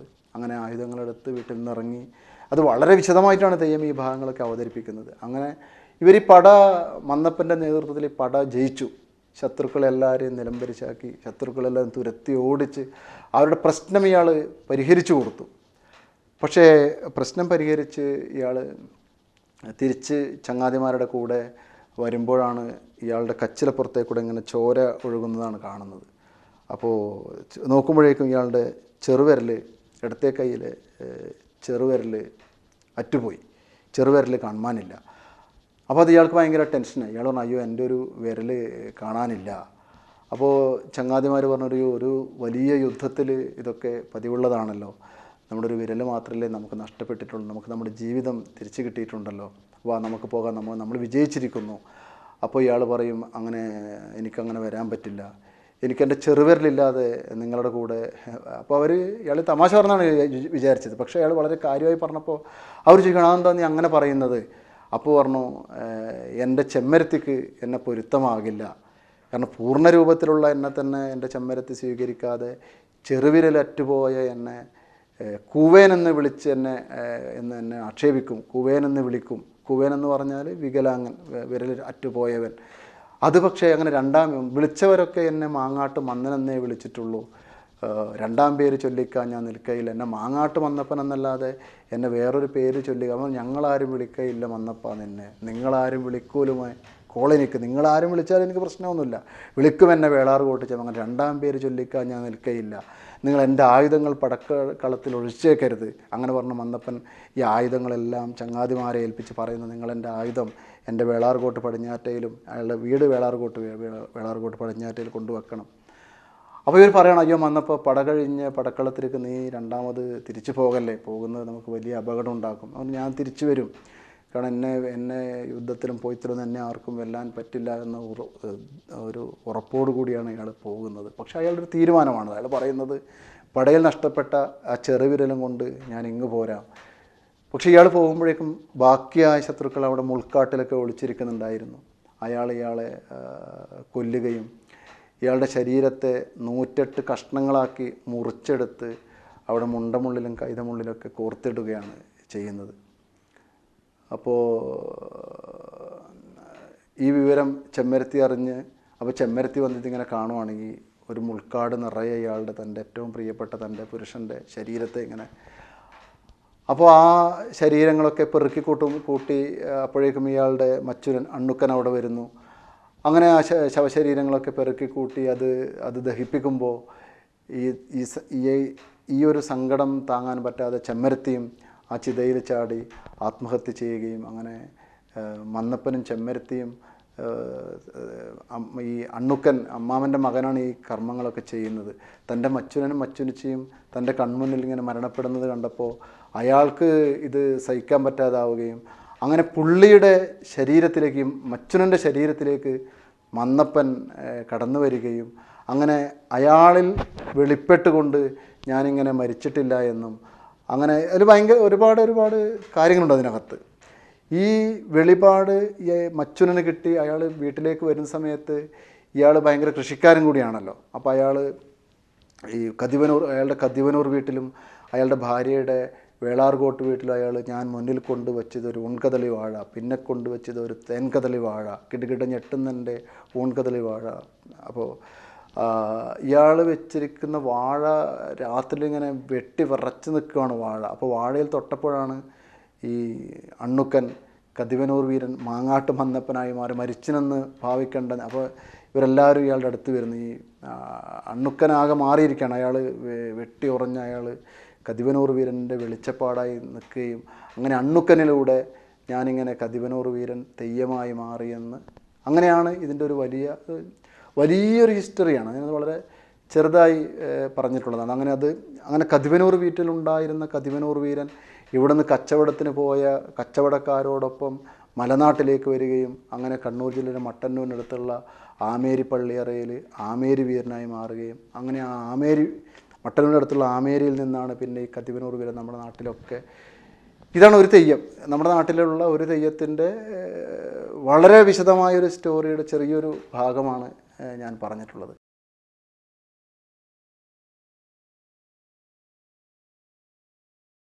നമ്മൾ ഇന്ത്യയുടെ അഭിമാനമായിട്ട് നമ്മൾ ഉപനിഷത്തുകളും ഭഗവത്ഗീതയൊക്കെ പറയുമ്പോൾ അതിൻ്റെയും അപ്പുറം വെക്കാവുന്ന വലിയ ചരിത്രങ്ങളാണ് കതിവനൂർ വീരൻ്റെയും നമ്മുടെ കടാങ്കോട്ട് മാക്കത്തിൻ്റെയൊക്കെ. മാക്കം എന്ന് പറയുന്നത് 12 ആങ്ങളമാർക്ക് ഒരൊറ്റൊരു പെങ്ങളാണ് മാക്കം. അത്രയും ആറ്റുനോറ്റ് പ്രിയപ്പെട്ട് കണ്ണേ കരളെ എന്ന് വളർത്തിയ പെങ്ങള ഇതേ ആങ്ങളമാരെന്നെയാണ് കൊത്തിക്കൊന്ന് കിണറ്റിലെറിയുന്നത്. അത് ഈ നാത്തൂൻ പോരിൻ്റെയും ഈ മരുമക്കത്തായത്തിലുണ്ടാകുന്ന സ്വത്ത് വിഭജനത്തിൻ്റെയൊക്കെയുള്ള വലിയ ദുരന്തമാണ് മാക്കത്തിൻ്റെ ജീവിതം. ഇപ്പോഴും നിങ്ങൾ എല്ലാ വർഷവും കുംഭം 9-10 തീയതികൾ വന്നാൽ ഈ മാക്കത്തിൻ്റെ നമുക്ക് പറഞ്ഞാലും തീരാത്തത്രയും കരഞ്ഞാലും തോരാത്തത്രയും കണ്ണുനീരിൻ്റെ ആ ഒരു പ്രവാഹം നമുക്ക് കുഞ്ഞിമംഗലത്ത് വന്നാൽ കാണാൻ പറ്റും. ഏറ്റവും വലിയ ചെറക്കൽ കോവിലകത്തെ പടനായകന്മാരാണ് മാക്കത്തിൻ്റെ ആങ്ങളമാർ. വലിയ പ്രമാണിയായിരിക്കുന്ന നായർ തറവാട്ടിൽ കടാങ്കോട്ട് തറവാട് ഏറ്റവും സമ്പന്നമായ സൗഖ്യത്തിൽ കഴിഞ്ഞിരുന്ന ആളാണ് നമ്മുടെ കുഞ്ഞിമാക്കം. അപ്പോൾ മാക്കത്തിൻ്റെ കാതുകുത്ത് കല്യാണം, പിന്നെ പേരുവിളി, പിറന്നാൾ, അങ്ങനെ വളരെ വളരെ ഗംഭീരമായിട്ടാണ് മാക്കത്തിൻ്റെ കാര്യങ്ങളെല്ലാം ആങ്ങളമാർ ചെയ്തു കൊടുക്കുന്നത്. അങ്ങനെ മാക്കത്തിന് പിന്നെ കുട്ടി നമ്പർ എന്ന് പറയുന്ന മാക്കത്തിൻ്റെ കല്യാണം നടത്തുന്നു. കല്യാണം നടത്തി ആങ്ങളമാരുടെയൊക്കെ കല്യാണം കഴിയുമ്പോൾ ആങ്ങളമാരുടെ ഭാര്യമാരും മാക്കവും തമ്മിലുണ്ടായിരുന്ന നാത്തൂൻ പോരാണ് അവർക്ക് തന്നെ ദുരന്തമായിട്ട് മാറുന്നത്. മാക്കത്തിന് എങ്ങനെയെങ്കിലും മാക്കത്തിനെ ശരിപ്പെടുത്തണമെന്ന് നാത്തൂന്മാർ വിചാരിക്കുകയും അങ്ങനെ ആങ്ങളമാർ പടക്ക് പോയ സമയത്ത് അവിടെ മാക്കം രജസ്വലയായി മാസം മുറയായി കിടക്കുന്ന രജസ്വലയായി മാറി നിൽക്കുന്ന മാക്കത്തിന് എണ്ണ കൊടുക്കുന്ന വാണിയൻ എമ്മനുമായിട്ട് മാക്കത്തിന് അവിഹിത ബന്ധം ആരോപിക്കുകയും അങ്ങനെ മാക്കത്തിനപ്പോൾ ചാത്തവും ചീരവും എന്ന് വന്ന 2 കുഞ്ഞു മക്കളുമുണ്ട്. അപ്പോൾ ആങ്ങളമാർ പടയൊക്കെ കഴിഞ്ഞ് തിരിച്ചു വരുന്ന സമയത്ത് ഈ വാണിയൻ എമ്മൻ എണ്ണ കൊടുക്കാൻ വേണ്ടി വീട്ടിനകത്ത് കയറിയപ്പോൾ ഇത് നാത്തൂന്മാർ ഇത് കാണുകയും അങ്ങനെ മാക്കം വാണിയൻ എമ്മനെ വിളിച്ച് തൻ്റെ കടപ്പറയിലേക്ക് കൊണ്ടുവന്നു എന്ന് ആങ്ങളമാരെ പറഞ്ഞ് തെറ്റിദ്ധരിപ്പിക്കുകയും അങ്ങനെ മാക്കത്തിൻ്റെ ചാരിത്രത്തിൽ സംശയം തോന്നി ആങ്ങളമാർ അത് വലിയ കുലമര്യാദകേടും അവരുടെ തറവാട്ടിന് കളങ്കമായി മാറിയ മാക്കത്തെ ഇനി വെച്ചേക്കേണ്ടതില്ല എന്ന് പറഞ്ഞ് മാക്കത്തിനെയും മക്കളെയും കോട്ടയത്തെ വിളക്ക് കാണിക്കാൻ വേണ്ടി കൊണ്ടുപോകാമെന്ന് പറഞ്ഞ് കോട്ടയം എന്ന് പറഞ്ഞാൽ നമ്മുടെ ഇവിടുത്തെ കോട്ടയമല്ല, നമ്മുടെ നാട്ടിലെ വടക്കൻ കോട്ടയത്തേക്ക് വിളക്ക് കാണാൻ വേണ്ടി കൊണ്ടുപോകുമ്പോൾ മമ്പറത്തിനടുത്ത് അച്ചങ്കര പള്ളിക്കിണറ്റിൽ മാക്കത്തിനെയും മക്കളെയും കഴുത്ത് വെട്ടി കൊല്ലുകയാണ് ചെയ്യുന്നത്. അതാണ് മാക്കത്തിൻ്റെ ഒരു ജീവിതം എന്ന് പറയുന്നത്. അവിടെയും വലിയൊരു തെയ്യം എത്രത്തോളം മാനുഷികതയും കാരുണ്യവും അത് തെയ്യത്തിന് എങ്ങനെയാണ് ഇത് കൈവന്നതെന്ന് നമ്മളെ അത്ഭുതപ്പെടുത്തുന്ന ഒരു സംഗതി അവിടെ നടക്കുന്നുണ്ട്. മാക്കത്തിനെയും മക്കളെയും കൊല്ലുന്നത് കാണുമ്പോൾ അവിടെ കാട് കൊത്താൻ ഒരു മാവിലൻ അടിമ അവിടെ വന്നിട്ടുണ്ടായിരുന്നു. അയാൾ കാട് കൊത്തിക്കൊണ്ടിരിക്കുമ്പോൾ കാണുന്നത് കുറേ ചേകവന്മാർ വന്ന് ഒരു പെണ്ണിനെയും 2 കുഞ്ഞു കുട്ടികളെയും കൊത്തിക്കീറി കിണറ്റിലെറിയുന്ന കാഴ്ചയാണ്. ഇയാൾ പോയിട്ട് അത് തടയാൻ നോക്കുവാണ്. അപ്പോൾ അയാളെയും വെട്ടിക്കൂട്ടി അതിൻ്റെ കൂടെ മാക്കത്തിൻ്റെ കൂടെയുള്ള മായിലോൻ തെയ്യം എന്ന് പറയുന്ന ഒരു തെയ്യം ആദ്യം വരുന്നത് മാക്കവും മായിലോനുമാണ്. മായിലോൻ തെയ്യം എന്നാണ് അതിനെ പറയുന്നത്. എൻ്റെ കാട്ടുമൂർത്തി എന്നൊക്കെ തെയ്യം വിളിക്കുമെങ്കിലും ആ മാവിലൻ അടിമയാണ് മാക്കത്തിൻ്റെ കൂടെ തെയ്യമായിട്ടുള്ള പ്രധാനപ്പെട്ട ഒരു തെയ്യം. അതിന് ശേഷമാണ് മക്കളൊക്കെ തെയ്യമായിട്ട് മാറിയിട്ടുള്ളത്. ഈ മാക്കത്തിൻ്റെ അവതരണം കതിവനൂർ വീരൻ്റെ അവതരണം പോലെ തന്നെ അത് ഭയങ്കര ഭയങ്കര ഹൃദയഭേദകമായിട്ടാണ്. കാരണം ഇത് മറ്റ് തെയ്യങ്ങളുടെയൊക്കെ തോറ്റമ്പാട്ട് നമുക്കങ്ങനെ കേട്ടാലൊന്നും അങ്ങനെ ക്ലിയറായിട്ട് ചിലപ്പോൾ മനസ്സിലാകണമെന്നൊന്നുമില്ല. ഇതൊരു വലിയ ജീവിതമായതുകൊണ്ട് ഇത് മുഴുവൻ ഈ ജീവിതം മുഴുവൻ പാട്ടുകളിലൂടെ പാടി അവതരിപ്പിക്കുക. ഇന്നും ഉത്തര മലബാറിൻ്റെ പല ഭാഗത്തു നിന്നും ഇപ്പോൾ കോഴിക്കോട്, വടകര, കൊയിലാണ്ടി അവിടെയൊക്കെ ധാരാളം ആൾക്കാർ. ഇപ്പോൾ ഞാൻ കഴിഞ്ഞ പ്രാവശ്യം തെയ്യത്തിന് പോയപ്പോൾ ഒരു 70-80 വയസ്സായ 2 സ്ത്രീകൾ വന്നിട്ടുണ്ടായിരുന്നു. അവർ കുഞ്ഞുനാളിൽ അവിടെ എന്തൊരു പ്രാർത്ഥനയുടെ ഭാഗമായിട്ട്, അസുഖത്തിൻ്റെയൊക്കെ ഭാഗമായിട്ട് അവിടെ 10-15 വയസ്സുള്ള കാലത്ത് വന്നിട്ടുണ്ടെങ്കിൽ ഇപ്പോഴും അവിടെ അവർ തെയ്യം കാണാൻ വേണ്ടി വരുന്നുണ്ട്. അത് വലിയ സ്ത്രീകളൊക്കെ പായയും കിടക്കുകയൊക്കെ പായൊക്കെ വിരിച്ചിട്ട് അങ്ങനെ കാണുന്ന വലിയ ഒരു 6 മണിക്ക് തെയ്യം തുടങ്ങും. പിറ്റന്നാൾ രാത്രി ഒരു 7 മണിക്ക് 6 മണി സമയത്ത് മാത്രമാണ് ഇത് കഴിയുന്നത്. അപ്പോൾ അങ്ങനെയുള്ള വലിയ ആഖ്യാനങ്ങൾ നമുക്കുണ്ട്. നമ്മൾ കേരളത്തിൻ്റെ തൃശ്ശൂർ പൂരവും എഴുന്നള്ളത്തും മേളവും കഥകളിയും എന്നൊക്കെ പറയുമ്പോൾ അതിൻ്റെയും അപ്പുറം നമ്മുടെ നിലനിൽപ്പും നമ്മുടെ ജീവിതവും നമ്മൾ എങ്ങനെയാണ് ഈ ഭൂമിയിൽ ഒരു മനുഷ്യരുടെ നിലനിൽപ്പ് തന്നെ ചോദ്യം ചെയ്യപ്പെടുന്ന സാഹചര്യങ്ങളും ആവിഷ്കാരങ്ങളായിട്ട് മാറിയിട്ടുണ്ട്. അങ്ങനെ നിരവധി ഇപ്പോൾ പൊട്ടൻ തെയ്യം എന്ന് പറഞ്ഞാൽ എന്താണ്? ബ്രാഹ്മണ്യത്തിൻ്റെയും അതിൻ്റെ കാവൽക്കാരനായിരിക്കുന്ന ക്ഷത്രിയൻ്റെയും ആ അധികാരത്തെയാണല്ലോ ഇയാൾ ചോദ്യം ചെയ്യുന്നത്. എൻ്റെ കണ്ടത്തിലൂടെ ഞാൻ കൃഷി ചെയ്ത് ഞാനുണ്ടാക്കുന്ന എൻ്റെ കണ്ടത്തിലൂടെ ഞാൻ നടക്കുമ്പോൾ എനിക്കെതിരെ വരുന്ന നീ എന്നോട് വഴിമാറാൻ പറയുന്നു. നിൻ്റെ അധികാരം എന്താണ് തെയ്യം ചോദിക്കുന്നത്? അത് വെറുമൊരു പുലയൻ്റെ ചോദ്യം മാത്രമല്ല. അത് ആ കാലഘട്ടത്തിലുള്ള തെയ്യം കെട്ടുന്ന എല്ലാ മനുഷ്യരും നേരിട്ട്, കാരണം അടിസ്ഥാന വിഭാഗങ്ങളാണ് തെയ്യം കെട്ടുന്നത്. SCയും STയുമാണ് തെയ്യക്കാർ. അവർ ഷെഡ്യൂൾഡ് കാസ്റ്റും ഷെഡ്യൂൾഡ് ട്രൈബുമാണ് അവർ. പുലയരുടെ പ്രധാനപ്പെട്ട ആരാധനാമൂർത്തി തന്നെയാണ് പൊട്ടൻ തെയ്യം എന്ന് പറയുന്നത്. ഇപ്പോഴും കേരളത്തിൻ്റെ തെക്കൻ ഭാഗത്തു നിന്നൊക്കെ വരുന്ന ഒരാൾക്ക് വിശ്വസിക്കാൻ പറ്റില്ല ഇങ്ങനെയും ഒരു തെയ്യം എങ്ങനെയാണ് നോർത്ത് മലബാറിൽ നിലനിന്ന് വന്നത് എന്നുള്ളത്. കാരണം നേരിട്ടിത് ചോദിക്കുകയാണ് ചെയ്യുന്നത്, ഞാനും നീയും തമ്മിൽ എന്താണ് വ്യത്യാസം? നീ കുതിരപ്പുറത്ത് വരുമ്പോൾ ഞാൻ പോത്തിൻ പുറത്ത് വരുന്നു. നീ വലിയ മാല, തുളസിമാലയും മറ്റേ മാലയൊക്കെ ഇട്ടുമ്പോൾ ഞാൻ അല്ലിമാല ഇട്ട് ഞാൻ വരുന്നു. ഞാനുണ്ടാക്കുന്ന എൻ്റെ കദളിപ്പഴം എടുത്ത് നീ നിൻ്റെ ദേവന് പൂജക്ക് വെക്കുന്നു. ഞാൻ അധ്വാനിക്കുന്ന വിളവ്, എൻ്റെ പാടം, എൻ്റെ വയനാടോൻ പുഞ്ച, അതിലാണ് നീ വരുന്നത്. നീ എന്നോട് വഴിതിരിയാൻ പറയുന്നത് ഏത് ധർമ്മത്തിൻ്റെ പേരിൽ നിന്നാണ്? ഇതേ ചോദ്യമാണ് ബാലി ചോദിക്കുന്നത്. ശ്രീരാമനോട് ചോദിക്കുന്നത്, നിനക്ക് എന്ത്, ഞാനും നീയും തമ്മിൽ എന്ത്? ലോകത്തിൽ എനിക്ക് തോന്നുന്നില്ല ശ്രീരാമൻ നിലനിൽക്കെ ശ്രീരാമൻ്റെ ഒരു ഇരയെ ദൈവമായി ആരാധിക്കുന്ന ലോകത്തിലെ തന്നെ ഒരേ ഒരു നാടെന്ന് പറയുന്നത്. എൻ്റെ തൃക്കരിപ്പ് വീട്ടിനടുത്ത് ബാലി തെയ്യമുണ്ട്. എല്ലാ മെയ് 2-3 തീയതികൾ വന്നു കഴിഞ്ഞാൽ നമ്മൾ പറയുന്നത് പോലെ ഒന്നുമല്ല അതിൻ്റെ കാര്യം, അതിനും അപ്പുറമാണ് അതിൻ്റെ റിയാലിറ്റി എന്ന് പറയുന്നത്. ഇപ്പോഴും ശ്രീരാമനോട് ഈ ചോദ്യങ്ങൾ തെയ്യം ഇപ്പോഴും ചോദിച്ചുകൊണ്ടിരിക്കുന്നുണ്ട്.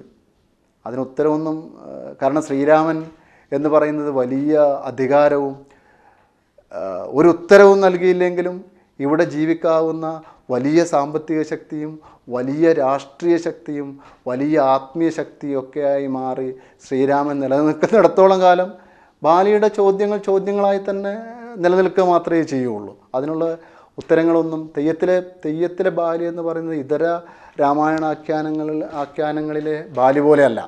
അതിൽ ശ്രീരാമൻ്റെ ഉത്തരങ്ങളില്ല, തെയ്യത്തിനകത്ത് ചോദ്യങ്ങൾ മാത്രമേ ഉള്ളൂ. കാരണം തെയ്യമെന്ന് പറയുന്നത് ശ്രീരാമനിൽ നിന്ന് ബാലിയെ വേർതിരിക്കാനുള്ള വിവേകത്തിൻ്റെയും വിവേചനത്തിൻ്റെയും പേരാണ് തെയ്യം എന്ന് പറയുന്നത്.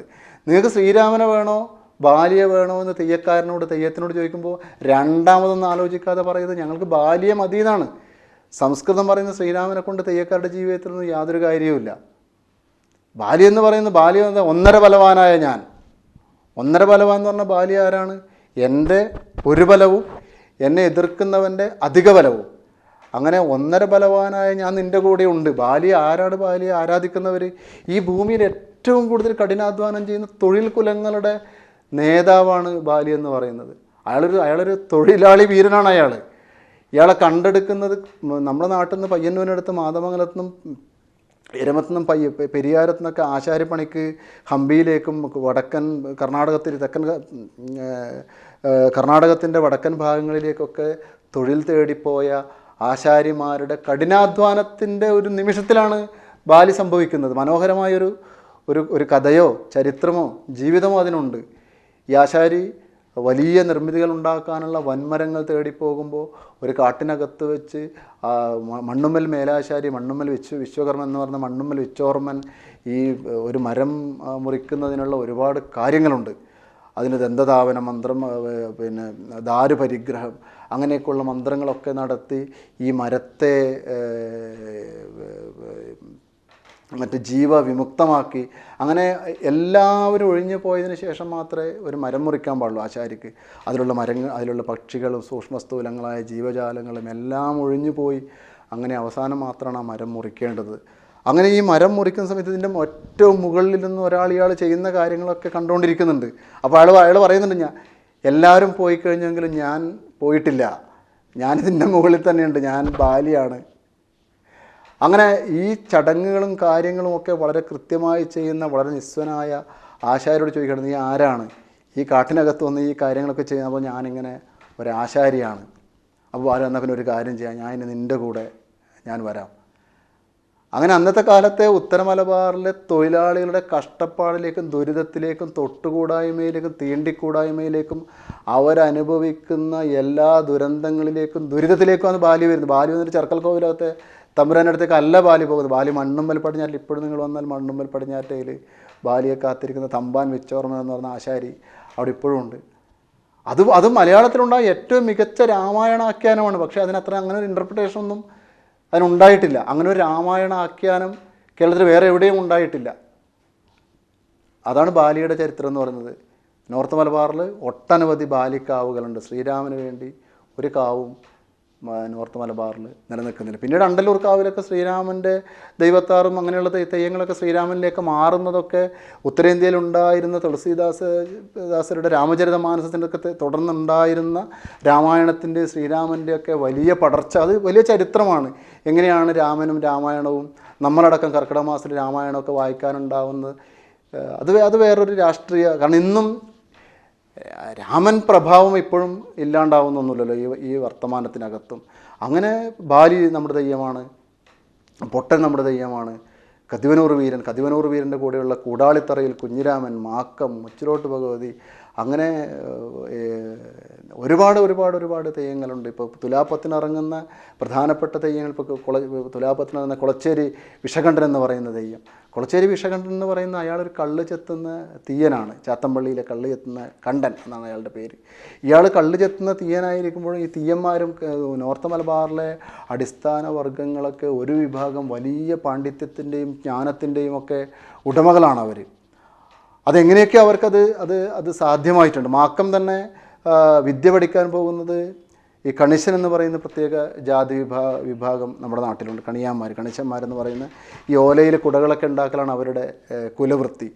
അവർ വലിയ സംസ്കൃത വിദ്വാൻമാരും അറിവാന്മാരും ആയിരിക്കുന്ന ആൾക്കാരാണ് പഴയ കാലത്ത്. ഇപ്പോഴും നമ്മുടെ നാട്ടിൽ ജ്യോതിഷ ചിന്തയും ഇത്തരം കാര്യങ്ങൾ ഒരു കാവുമായി ബന്ധപ്പെട്ടിട്ടുള്ള പ്രശ്ന വിചാരങ്ങളൊക്കെ ചെയ്യേണ്ടുന്ന കമ്മ്യൂണിറ്റി എന്ന് പറയുന്നത് കണിശന്മാരാണ്.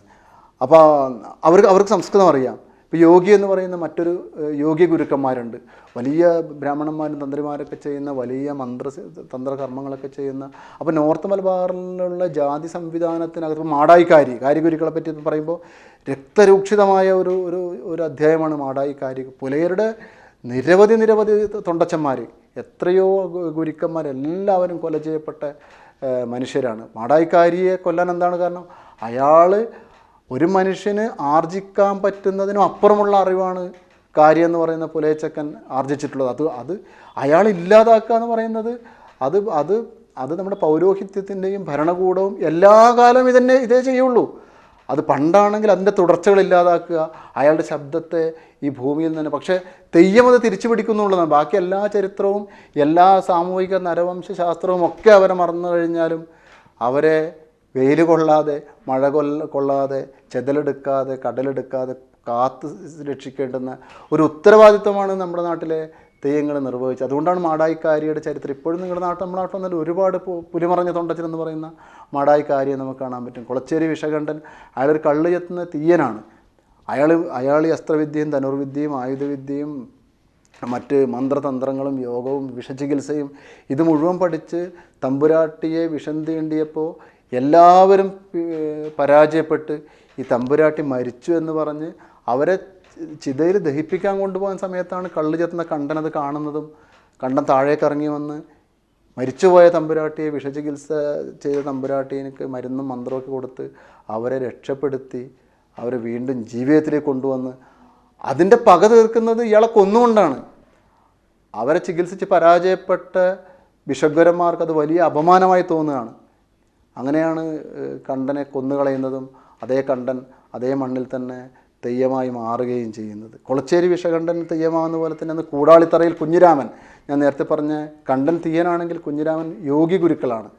അയാളാണ് കതിമൂർ വീരൻ്റെ കൂടെയുള്ള ഗുരുക്കൾ തെയ്യം എന്ന് പറയുന്നത്. തമ്പുരാൻ പടക്ക് പോകുമ്പോൾ പിന്നെ 2-3 വർഷം കൂടുമ്പോൾ പിന്നെ 2 വർഷം കൂടുമ്പോൾ നമ്മുടെ പയ്യന്നൂരിനടുത്ത് കൗവായിലുള്ള വളരെ വിചിത്രമായ ഒരു തെയ്യമുണ്ട്, ഐപ്പിള്ളി തെയ്യം. പുലയ സമുദായക്കാരുടെ തെയ്യമാണ്. തമ്പുരാൻ്റെ തോക്ക് കൊടുത്തിട്ട് പടക്ക് പോകുന്ന സമയത്ത് കണ്ടത്തിൽ ഞണ്ടിനെ പിടിക്കുകയും കണ്ടത്തിൽ പണിയെടുക്കുന്ന പിത്താരി എന്ന് പറയുന്ന പൊലയൻ ദുശകുനമായതുകൊണ്ട് ഓൺ ദി സ്പോട്ടിൽ അവനെ നെറ്റിക്ക് വെടിവെച്ച് കൊല്ലുകയാണ് ഈ ചെക്കനെ. അതാണ് നമ്മുടെ നാട്ടിൽ കണ്ടത്തിൽ ഞണ്ടുകൾക്കൊപ്പം വരുന്ന തെയ്യമാണ് പിത്താരി, ഐപ്പിള്ളി തെയ്യം എന്ന് പറയുന്നത്.